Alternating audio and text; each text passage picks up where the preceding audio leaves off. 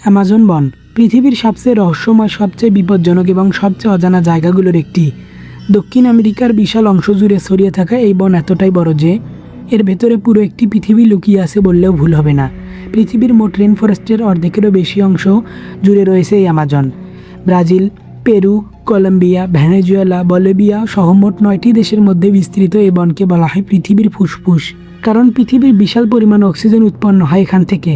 কিন্তু আমাজন শুধু গাছপালা আর নদ নদী নয়, বরং এমন সব রহস্য লুকিয়ে রেখেছে যেগুলো ব্যাখ্যা আজও বিজ্ঞানী পুরোপুরি দিতে পারেনি। ভাবুন তো, দিনের বেলাতেও যেখানে সূর্যের আলো ঠিক মতো মাটিতে পৌঁছাতে পারে না, যেখানে হাজার হাজার অদ্ভুত শব্দ চারদিক থেকে ভেসে আসে, যেখানে প্রতিটি গাছের আড়ালে লুকিয়ে থাকতে পারে বিষাক্ত কোনো প্রাণী, সেই জায়গাটা কেমন হতে পারে?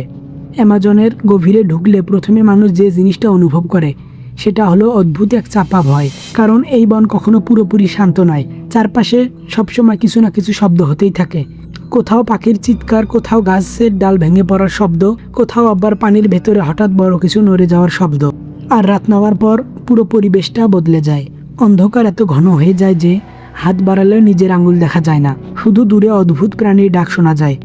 অনেক অভিযাত্রী বলেন অ্যামাজনের রাত পৃথিবীর অন্য যে কোনো জায়গার থেকে আলাদা, কারণ এখানে আপনি কখনো বুঝতে পারবেন না আপনাকে কে দেখছে। অ্যামাজন বন পৃথিবীর সবচেয়ে বিপজ্জনক প্রাণীদের বাড়ি। এই বনে রয়েছে গ্রিন অ্যানাকোন্ডা, যাকে পৃথিবীর সবচেয়ে বড় সাপের একটি ধরা হয়। এই সাপ এতটাই শক্তিশালী যে একবারে শিকারকে পেঁচিয়ে ধরে কয়েক সেকেন্ডের মধ্যে তার হাড় ভেঙে দিতে পারে। কিছু অ্যানাকোন্ডার দৈর্ঘ্য 25 থেকে 30 ফুট পর্যন্ত পাওয়া গেছে বলে দাবি করা হয়।